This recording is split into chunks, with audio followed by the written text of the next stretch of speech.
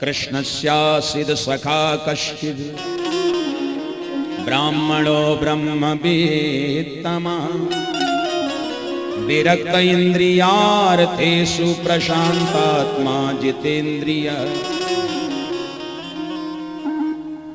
सुखदेव जी कहते हैं कि भगवान के जो बचपन के सखा हैं ये जाति से ब्राह्मण हैं, बड़े गरीब ब्राह्मण हैं। इनकी पत्नी का नाम है सुशीला और मित्र का नाम है सुदामा। बोलो राधे राधे। संक्षिप्त भाव सुना रहा हूं, थोड़ा सुनिए, क्योंकि आज क्या है, कथा का जब विश्राम होता है ना जिस दिन, तो ग्रामीण क्षेत्रों में विशेषकर ये भाव रहता है कि सब हमारे रिश्तेदार, परिवार और दूर दूर से जो भक्त होते हैं, प्रेमी, सब आते हैं। और जब आते हैं तो स्वागत, सम्मान और इन व्यवस्थाओं में समय अत्यधिक लग जाता है, जिस कारण कहीं ना कहीं कथा को संक्षिप्त ही करना पड़ता है। तो संक्षिप्त भाव से आप भी सुन लो, ताकि समय से ही हम आपको भी फ्री कर सकें। आज तो बहुत कार्य हैं, परीक्षित भंडारा भी है आज, है तो परीक्षित जी, अब भंडारे की बात है तो 1 मिनट वहीं खड़े हो जाओ अपनी जगह पे ही, क्योंकि ऐसा ही नियम होता है। आप एक बार वहीं खड़े हो जाएं, ऐसे ही कोई बात नहीं, लगा रहने दो, अच्छे लग रहे हो, खड़े हो जाओ यहीं ऐसे, और एक बार हाथ जोड़ लो सबके। और ये हाथ इसलिए जोड़ रहे हैं कि आज का भंडारा आप सब जरूर प्रेम से पाके जाना, ये परीक्षित जी की तरफ से निवेदन है। और आज का जो परीक्षित का भंडारा है, ये हमारे परीक्षित जी के परिवार के श्री जहार सिंह यादव, श्री सुगर सिंह यादव, श्री लाल सिंह यादव, इन भाइयों के द्वारा ये भंडारा दिया जा रहा है। आज का जोरदार तालियां इस परिवार के लिए आप बजाएं। आज का भंडारा परीक्षित परिवार में श्री जहार सिंह यादव, सुगर सिंह यादव और लाल सिंह यादव जी की तरफ से दिया जा रहा है आज का भंडारा। तो बहुत बहुत साधुवाद हैं। और सब जितने चाहे बाहर के भक्त आए हैं, माता बहनें, हमारे भाई बुजुर्ग, साधु संत, सब आज प्रसादी पाके जाएंगे। और भंडारे की जल्दी ना करना, बोलो राधे राधे। थोड़ी देर आनंद कथा का ले लेना, फिर तो भंडारा ही भंडारा। आज भी भंडारा और कल भी भंडारा। खूब भंडारा पाओ प्रेम से। और भंडारे की महिमा तो वैसे ही भिंड जिले में बहुत है, बोलो राधे राधे। तो आनंद है महाराज, खूब खाओ पाओ और कथा भी सुनो, खुद भी सुनो, मौका लग जाए तो दूसरे को भी सुनाओ, खूब आनंद मिलो। नाम है सुदामा, सुदामा जी की पत्नी सुशीला। छोटे छोटे 2 बालक, घर में गरीबी बहुत थी, गुजारा नहीं होता।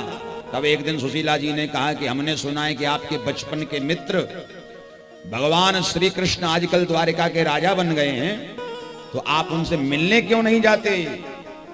ये सुनते ही सुदामा जी के नेत्र सजल हो गए, नेत्र सजल हो गए, रोने लगे। और सुदामा जी कहते हैं कि देवी, कृष्ण जैसा प्यारा मित्र हर किसी को नहीं मिल सकता। बहुत मन करता है कि मैं उससे मिलने के लिए जाऊं,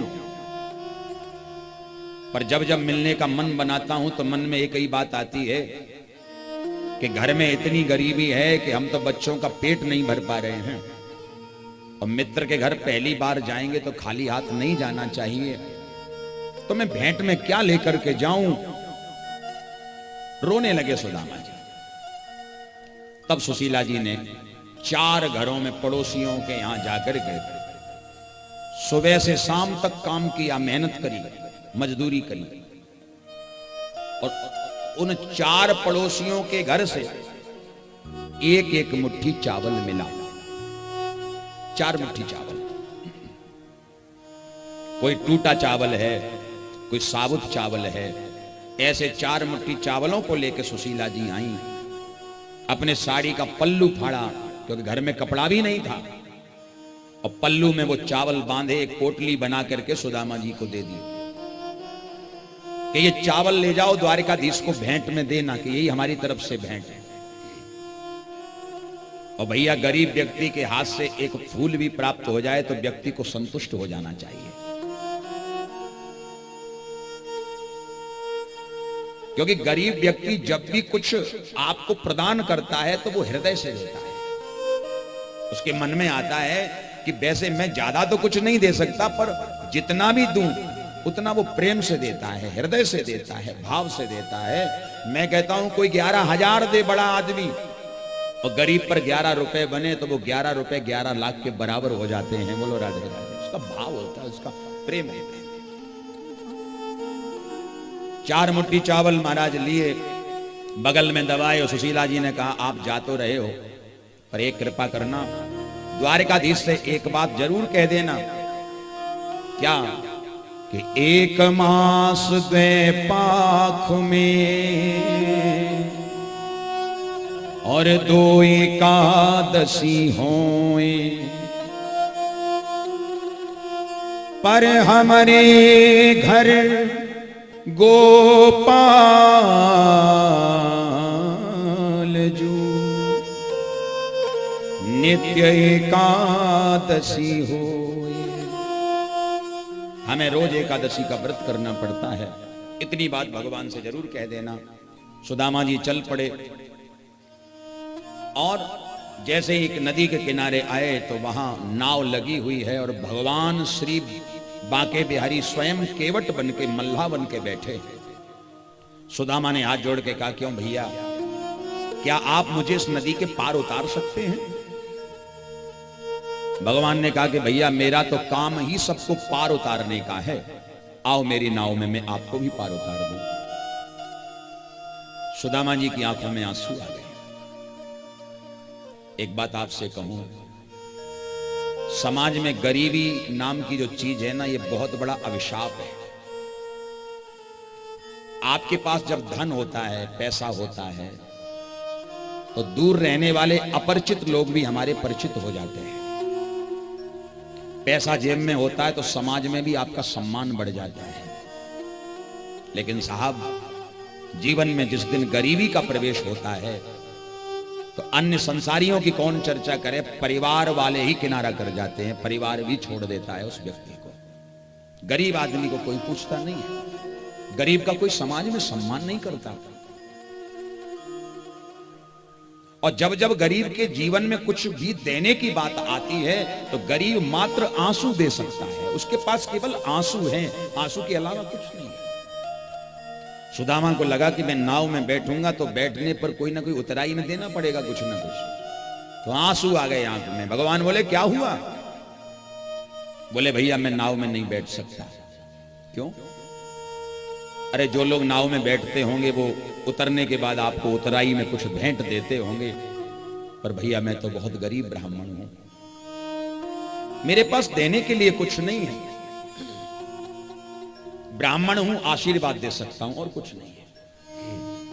भगवान की आंखों में भी आंसू आ गए कि भैया तुमसे मांगता कौन है, एक काम करो तुम हमारी नाव में बैठ जाओ। इतने लोग देकर के जाते हैं, अगर एक व्यक्ति बगैर दिए भी चला जाए तो कोई फर्क नहीं पड़ता। नाव में सुदामा जी को बिठा लिया, पूछ दिया कहां जा रहे हो? तो बोले सुदामा जी कि मैं अपने मित्र द्वारिकाधीश श्री कृष्ण से मिलने जा रहा हूं। भगवान बोले ये कैसे हो सकता है कि तुम इतने गरीब हो और वो श्रीपति हैं, लक्ष्मीपति हैं, तो तुम्हारा उनका मेल मिलाप तो संभव ही नहीं है। इतने बड़े आदमी हो, कहां तुम इतने गरीब? सुदामा जी कहते हैं मेरा यार मुझसे जुदा हो गया है, सुना है कि वो बादशाह हो गया। गरीबी, मैं गरीब जरूर हूं, पर मेरे बांके बिहारी इतने दयालु हैं कि वो किसी की गरीबी अमीरी नहीं देखते, वो किसी की जाति पाति नहीं देखते, वो किसी के कपड़े नहीं देखते, वो तो केवल ये देखते हैं कि सामने वाले के मन का भाव कैसा है, और उसी भाव पर हमारे श्री बांके बिहारी रीझ जाते हैं, कृपा कर देते हैं। भगवान ने नदी के पार उतारा। सुदामा पूछने लगे अरे केवट भैया इतना तो बताओ यहां से द्वारिकापुरी कितनी दूर है? तो भगवान ने कहा कि आपको देख के लगता है कि पहुंचने में 1 महीना लगेगा, आपको इतने कमजोर हैं आप। सुदामा जी वहीं एक पेड़ के नीचे बैठ गए, मन ही मन सोच रहे हैं कि द्वारिका नगरी इतनी दूर है तो मैं कैसे जाऊं? भूख लगती है, प्यास लगती है, ये जिंदगी अब उदास लगती है। कैसे आऊं मैं द्वारिका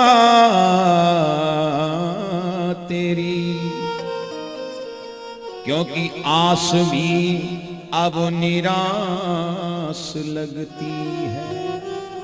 तेरी नगरी इतनी दूर है कन्हैया, तो मैं कैसे आऊं। रात में वहीं सुदामा जी सो गए। भगवान ने रात्रि में सुदामा जी को वहां से उठाया और लाके द्वारिका में लिटा दिया। और सवेरे सुदामा जी की जब आंखें खुली, दीठी चका चौंधी गई, देखत सुवर्णमयी, एक ते सरस एक द्वारिका के भवन है। सोने के महल सुदामा ने देखे। तो सैनिक जो वहां पहरा दे रहे थे, एक सैनिक को बुलाया भैया ने कि हाँ आओ। हाँ महाराज बताओ। बोले मैं कौन सी नगरी में हूं। सैनिक बोला द्वारिकापुरी में। क्या कहा? द्वारिकापुरी में। बोले हाँ, पर भैया मैं तो रात में सोया था नदी के किनारे, और वो मल्ला कह रहा था 1 महीना पहुंचने में लगेगा, मैं रात रात में यहां कैसे आ गया। बोले भैया ये हमें पता नहीं है, पर ये पता है कि ये द्वारिका नगरी है। अच्छा, तो हमारे श्री कृष्ण जो राजा हैं वो यहीं रहते हैं। सैनिक बोला सावधान पंडित जी, हमारे राजाधिराज यदुवंश शिरोमणि श्री द्वारिकाधीश श्री कृष्णचंद्र को केवल कृष्ण कह रहे हो। भगवान श्री कृष्ण की उपलब्धियां उपाधियां उन्हें आप भूल गए। तब सुदामा जी ने कहा भैया राजाधिराज तुम्हारे लिए होगा, यदुवंश शिरोमणि तुम्हारे लिए होगा, द्वारिकाधीश तुम्हारे लिए होगा, पर मेरा तो लंगोटिया यार है। प्रेम से कहो राधे। मेरा तो मित्र है। बस तुम इतना बताओ उसका महल कौन सा है। तो सैनिक ने सारा किया, सामने चले जाओ महाराज। लाठी टेकते हुए सुदामा जब मुख्य दरवाजे पर आए, तो पहरेदार जो खड़े थे इन्होंने सुदामा जी को दंडवत किया, प्रणाम किया। महाराज स्वागत है आपका। एक बात ध्यान से सुनना, भगवान श्री कृष्ण ब्राह्मणों का अत्यधिक आदर करते थे। और जब राजा किसी का आदर करता है तो उसके सैनिक भी आदर करने लगते हैं, क्योंकि राजा का आदेश है आदर करना। और ये यदुवंश में परंपरा रही है कि ब्राह्मणों के आज्ञा के बगैर यदुवंशी कोई कदम नहीं बढ़ाते थे। बोलो राधे राधे। आज थोड़ा माहौल बदल गया है, पर मैं उस माहौल पर चर्चा नहीं करना चाहता। लेकिन जो वास्तविकता है शास्त्रों की, उसे स्वीकार करिए, और अगर उसको स्वीकार करोगे तो जीवन आपका धन्य हो जाएगा। बोलो राधे राधे। ब्राह्मणों की सलाह लिए बगैर यदुवंशी कदम नहीं उठाते थे। ये कथा गवाही देती है, इतिहास है ये। भगवान श्री कृष्ण यदुवंश शिरोमणि थे, और भगवान श्री कृष्ण के अगर कोई ब्राह्मण सखा रहे तो सुदामा। भगवान ने जीवन में किसी को इतना नहीं दिया होगा जितना सुदामा को दिया। प्रेम से कहो राधे राधे। इतना सुदामा का सम्मान भगवान ने किया। सैनिकों ने प्रणाम किया, महाराज प्रणाम। और एक बात और कहूं आपको, आजकल आपने देखा होगा कई जगह जब जागरण होते हैं, कथाएं होती हैं, तो लोग झांकियां दिखाते हैं। सुदामा जी लाठी लेके वहां से चलते हैं, और भगवान बैठे हैं गद्दी पर, और 2 द्वारपाल खड़े होते हैं बीच में। और जैसे सुदामा जी चलते हैं तो वो द्वारपाल उन्हें धक्का दे देते हैं, गिरा देते हैं, उनका अपमान करते हैं। हम आपसे पूछते हैं, जो भगवान श्री कृष्ण ब्राह्मणों के चरण धुल के सेवा करने वाले हैं, क्या उनके सैनिक ब्राह्मणों को धक्का देते होंगे? आपने कभी विचार किया इस बात को? वैसे भी ब्राह्मण का कोई सम्मान नहीं करना चाहता आज के समय में, और बाकी जो कुछ 50 इन झांकियों ने आग लगा दिया। बोलो राधे राधे। ये गलत है, बिल्कुल गलत है, शास्त्रों के खिलाफ है। अभी आगे आप सुनिए, भागवत में स्पष्ट वर्णन है। द्वारपालों ने धक्का नहीं दिया है, द्वारपालों ने प्रणाम किया, सम्मान किया। महाराज क्या सेवा आपकी करें? तब कहा कि जाके द्वारिकाधीश को कहो कि उनके बचपन का मित्र मिलने आया है। बोले सरकार तो आप यहीं रुकना, हम अभी आज्ञा लेके आते हैं। अंदर गए सैनिक, भगवान के आगे 56 भोग का थाल रखा हुआ है। एक ग्रास भगवान ने तोड़ा, मुंह में रखना चाहते थे, इतने में महाराज पहुंच गए सैनिक। सरकार क्षमा करना, दरवाजे पर एक ब्राह्मण आया है और वो कहता आपके बचपन का मित्र है। भगवान बोले कैसा है, क्या नाम बताया? द्वारपालों ने वर्णन कर दिया। शीश पगा न झगा तन पे,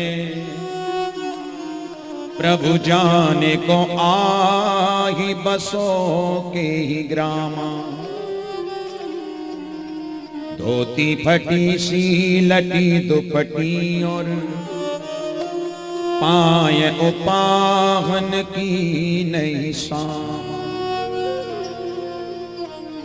द्वारे खड़ो द्विज दुर्बल एक रहो चकिसो वसुधा अभिरामा। पूछत दीन दयाल को नाम बतावत आपनो नाम सुदाम। शरीर बिल्कुल जर्जर है, वस्त्र फटे पुराने से हैं। भगवान बोले भैया नाम क्या बताया? बोले सुदामा। सुदामा नाम सुनते ही भगवान के हाथ से अन्न का ग्रास छूट गया। मेरा मित्र इतनी दूर से चल के आया मुझसे मिलने के लिए और मैं यहां भोजन कर रहा हूं, धिक्कार है मेरा जीवन। दौड़ पड़े भगवान पागलों की तरह। पीताम्बर भगवान का गिर गया।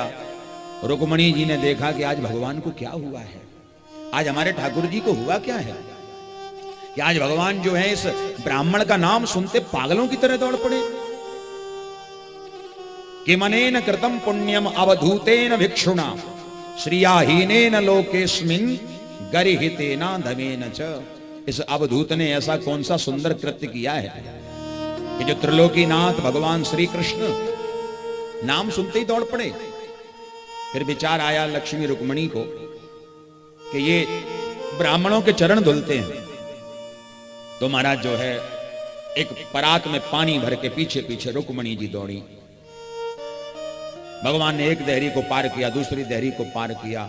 महाराज महल में 7 देहरियां हैं। बोलो राधे राधे। 7, इतना बड़ा महल था भगवान का। 7 देहरियों को पार करके भगवान जब मुख्य दरवाजे पर आए तो जो ही सुदामा जी को सामने देखा तो दोनों हाथ बढ़ा करके आंख में आंसू भर के भगवान ने स्वागत किया। आओ मेरे मित्र, तुम्हारा स्वागत है, आओ मेरे गले लग जाओ। और दोनों हाथ बढ़ा के भगवान ने श्री सुदामा जी को अपने गले से लगा लिया, अंक में भर लिया। इसे कहते हैं सच्ची मित्रता। सच्ची मित्रता में पद प्रतिष्ठा का कोई भाव नहीं होता कि आप किस पद पर हैं, आप किस प्रतिष्ठा पर हैं, कोई लेना देना नहीं। सच्ची मित्रता यही है जहां समानता हो जाए, जहां एक दूसरे में कोई भेदभाव ना रह जाए, जहां सारा मैं मिटा करके जब मिलते हैं गले, वो सच्ची मित्रता होती है। रुक्मणी जी ने जल बढ़ाया कि सरकार चरण धुल लो, ब्राह्मण हैं आप, सेवा करते, चरण धुल लीजिए। पर भगवान ने सुदामा जी के चरण जल से नहीं धुले। ऐसे बेहाल बिमाइन सो ये कंटक जाल लगे पुनि जोए। हाय महा दुख पायो सखा तुम आए इतना किते दिन खो। देखी सुदामा की दीन दशा करुणा करके करुणा निधि रोए। पानी परात को हाथ छुओ नहीं, नैनन के जल सो पग धोए। यानी भगवान ने जब सुदामा की दशा को देखा तो इतना कष्ट भगवान को हुआ कि भगवान की आंखों से आंसुओं के पनारे निकल पड़े। और भगवान ने सुदामा जी के चरण जल से नहीं, बहते हुए आंखों के आंसुओं से सुदामा जी के चरणों को धुला। और एक बात मैं आपको कह दूं, पानी से, जल से कोई भी किसी के चरण धुल सकता है, पर आंसुओं से कोई किसी के चरण को धुले, ऐसा कार्य तो केवल बांके बिहारी ही कर सकता है। प्रेम से कहो राधे राधे। ये सामर्थ्य केवल बांके बिहारी में। सुदामा को गले लगा के भगवान अंदर ले आए। चलो सुदामा भैया भोजन तैयार है, भूख लगी होगी, भोजन कर लो। सुदामा बोले नहीं नहीं, पहले स्नान करूंगा, नहाऊंगा। अच्छा बैठ जाओ। एक पाटा डाल दिया, सुदामा जी बैठ गए। भगवान ने अपनी पत्नियों को इशारा किया, चलो जल्दी जल्दी महाराज जी को स्नान कराओ। सारी पत्नियां भगवान की अपने अपने सर पे कलश भर के खड़ी हो गई। हमारा नंबर आएगा तो हम जल डाल के स्वागत करेंगे। तो रुक्मणी जी ने जल डाला। सुदामा जी बोले वाह कन्हैया कितना ठंडा जल है, सारी थकान दूर हो गई। भगवान बोले अभी आराम से नहाओ, बैठे रहो। अब सुदामा ने पीछे मुड़ के देखा तो बड़ी लंबी लाइन लगी महाराज, सारी रानियां पटरानियां सर पे कलश भर के खड़ी हुई हैं। तो सुदामा ने जैसे पीछे देखा, कन्हैया से बोले सुदामा भैया ओ कन्हैया तेरे घर में कोई कथा हो रही है, भागवत? बोले नहीं। प्रतिष्ठा हो रही है? बोले नहीं। तो ये कलश यात्रा क्यों निकाली जा रही है? भगवान बोले महाराज ये कलश यात्रा ना है, ये सब आपको स्नान कराने आई हैं। अच्छा मैं समझ गया, तूने अपने पड़ोसियों को बोल दिया होगा कि मेरा मित्र आ रहा है, उसकी सेवा में कोई कमी ना रह जाए, तो ये सब पड़ोसन आ गई। भगवान बोले महाराज ये पड़ोसन ना है, सब अपनी है, अपनी। अच्छा अपनी को मतलब सुदामा ना समझे, और धीरे से बोले भैया अगर इतने जल से नहाऊंगा तो मैं तो बह के गंगा पहुंचूंगा। बोलो राधे राधे। भैया हमारा स्नान है गयो, तू मना कर दे, इतने जल से मैं नहीं नहाऊंगा। सुदामा जी की बात सुनते ही भगवान ने पत्नियों को इशारा किया रहने दो। सुदामा जी ने वस्त्र पहने, पोटली बगल में ही दबी है, अभी निकाली नहीं। सैन कक्ष में जब भोजन करके पहुंचे तो सारी रानियां पटरानियां सुदामा जी को घेर के बैठ गईं, और इसके बाद जो है भगवान ने सुदामा जी से बातचीत चालू करी। बोलो राधे राधे। बातचीत चालू रही। पहले एक निवेदन करें फिर कथा को आगे बढ़ाएं। हमारी जितनी माताएं बैठी हैं, जब तक आरती ना हो जाए तब तक कोई भी ये जो आप चावल और वो लेके बैठी होंगी ना पर चढ़ाने के लिए, वो हमने अक्सर देखा है ग्रामीण क्षेत्रों में, जो ही सुदामा जी के वो चावल आए और माता चावल फेंकना चालू कर दिया। ये नियम किसने बताया आपको? बोलो, ये चावल फेंकने का क्या मतलब है? आपको पता है चावल अन्न है, आप फेंकोगी लोगों के पैर पड़ेंगे, अन्न का दोष अपराध आपको लगेगा। बोलो राधे राधे। बिल्कुल उचित नहीं है, चावल को मत फेंकिए, फेंकने से ही भगवान स्वीकार नहीं करते। तो सरपंच साहब एक बात आपको बताएं, भिंड क्षेत्र के भक्त भी बड़े अच्छे, हमारे बिहारी जी भी डरते हैं इनसे, तो बांके बिहारी भी डरे इनसे। आपने देखा जब पूर्णमासी आती है ना, एकादशी से पूर्णिमा तक लोग जाते हैं गोवर्धन परिक्रमा करने, और वृंदावन में बिहारी जी में जाएंगे। अच्छा बाहर हरियाणा पंजाब दिल्ली के लोग होंगे, वो तो गोसाई जी को माला पकड़ाते हैं, दक्षिणा देते हैं, बिहारी जी में चढ़वाते हैं, प्रसाद चंदन मिलता है। और हमारे भिंड क्षेत्र के महाराजों माला लेंगे ऐसे ऐसे, वो पड़ी बिहारी जी में माला जाके, अब लगा के मां पड़ी तो चढ़ी। बोलो राधे राधे। ये गलत है तरीका। भगवान को कोई भी वस्तु अर्पण करो तो भाव से करो, प्रेम से करो, फेंकना नहीं चाहिए। जैसे हमने देखा फूल मिले पुष्पांजलि के लिए और ऐसे करके जब तक महाराज फेंक ना दें और मारे ना तक के निशाना, तब तक कहां लगा।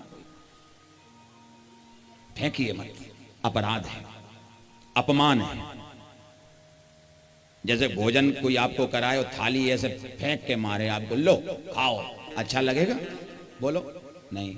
और भोग लगाएं भगवान का लेके लड्डू, वो हनुमान जी में मारा फेंक के, तब लगे कि भोग लगा। बोलो राधे राधे। ये गलत है। तो कोई चावल नहीं चढ़ाएगा, बैठी रहें सब, बैठ जाओ, बाद में चढ़ाना आरती के बाद, आरती हो जाए उसके बाद, बिल्कुल लास्ट में, अभी नहीं। न चावल चढ़ाएं न चावल फेंकें, केवल बैठ के कथा सुने और हृदय का भाव अच्छा रखो, भगवान वैसे स्वीकार कर लेंगे। बोलो राधे राधे। अब नारायण जो है, भगवान ने कहा क्यों सुदामा जी बचपन में हम पढ़ते थे कितना आनंद आता था? बोले हाँ, जो बीत गए वो दिन जमाने नहीं आते, आते हैं नए लोग पुराने नहीं आते। महाराज बड़ा आनंद आता था। सुदामा जी तुम्हारे विवाह की हम चर्चा करते थे, तुम्हें बड़ी शर्म आती थी, कहीं ऐसा तो नहीं कि शर्म के चक्कर में अभी तक विवाह न किया हो? सुदामा बोले भैया मैंने विवाह तो कर लिया है, तेरी भाभी को नाम है सुशीला। अरे वाह, तो फिर यूं बताओ हमारी भाभी ने हमारे लिए कहाँ भेजो है? अब सुदामा जी ने पोटली कस के दबाई, कैसे निकाल के दिखाएं, फटी सी पोटली ने रानियों के सामने, शर्म आ गई, थोड़ा संकोच आ गया। बोले भैया हम तो खाली हाथ आए हैं। भगवान इशारे में बोले, इशारे में आंखों आंखों में, कि बताओ जिंदगी गरीबी भोगते भोगते निकल गई, लेकिन झूठ बोलने की आदत अभी तक नहीं गई। बचपन में जब गुरुकुल में पढ़ते थे, गुरु माता ने चना दिए हमारे हिस्सा के भी और अपने हिस्सा के भी। भूख लगी तो अपने भी खा गए और मौका लगा तो हमारे भी नहीं छोड़े, वो भी खा गए। आप भी झूठ बोल रहे हैं, पोटली बगल में दबी, झूठ बोल रहे हैं, लेकिन भगवान से ज्यादा चतुर कौन हो सकता है? भगवान ने कहा सुदामा जी एक बात बताओ, विवाह किया है तो बच्चे? बोले 2। अच्छा, बड़ी खुशी की बात है, कितने बड़े बड़े हैं? अब सुदामा जल्दी जल्दी में भूल गए कि पोटली बगल में दबी है। सुदामा बोले एक इतना बड़ा और दूसरा इतना बड़ा। जैसे ही हाथ ऊपर किया सो पोटली बगल में से लुढ़कती हुई जमीन में गिर पड़ी। भगवान ने उसको उठाया। सुदामा बोले तेरी भाभी ने एक बात कही है कि 1 मास 2 पाख में 2 एकादशी होए, हमारे घर गोपाल जू नित्य एकादशी हो। भगवान समझ गए कि गरीबी बहुत ज्यादा है तो इनको भूखा रहना पड़ता है।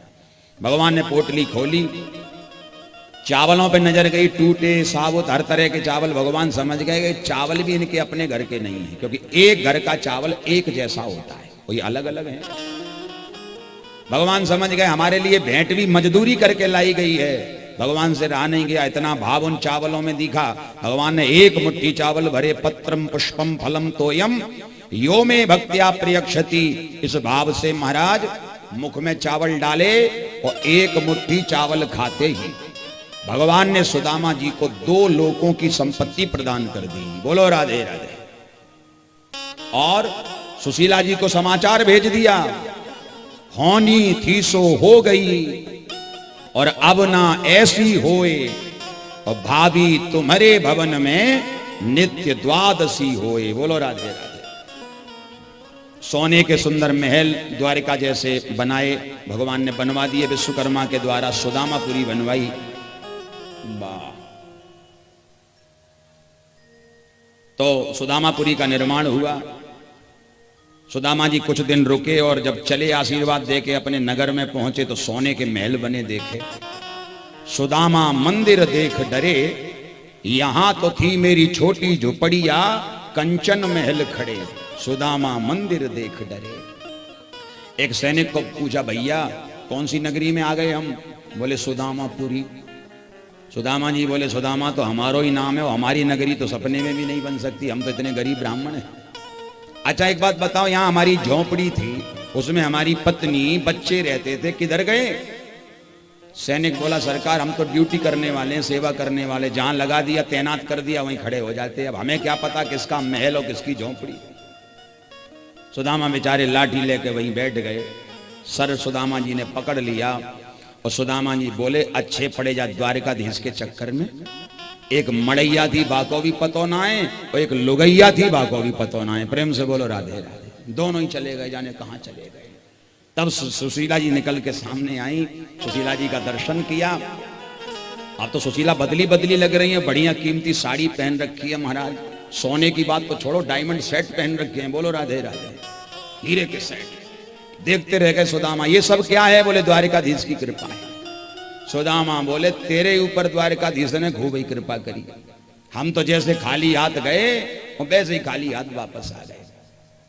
सुदामा जी कह के गए थे, अयम ही परमो लाभ उत्तम श्लोक दर्शनम, मैं केवल श्री कृष्ण का दर्शन करने जा रहा हूं, कुछ मांगने नहीं।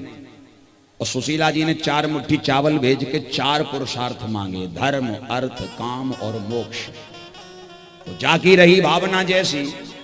तो सुदामा जी ने कुछ मांगा नहीं तो भगवान ने दिया नहीं, और सुशीला जी ने मांगा तो भगवान ने सुशीला जी को ऐश्वर्य की प्राप्ति करा दी। बोलो वृंदावन बिहारी लाल।